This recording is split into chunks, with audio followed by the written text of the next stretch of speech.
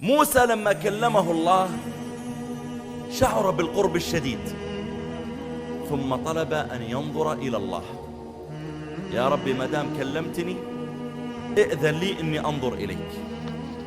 ولما جاء موسى لميقاتنا وكلمه ربه قال ربي أرني أنظر إليك. لكن الله يعلم أنك يا موسى بتكوينك العادي الضعيف، وخلق الإنسان ضعيفا، لا يمكن تتحمل النظر إلى ربك.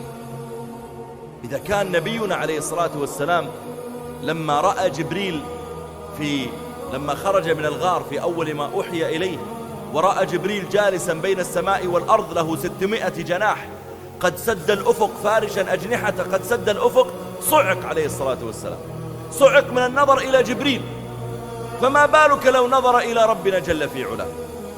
قال لن تراني ولكن انظر إلى الجبل فإن استقر مكانه فسوف تراني. فلما تجلى ربه للجبل أذن الله تعالى للجبل أن ينظر إليه. فلما تجلى ربه للجبل جعله دكا.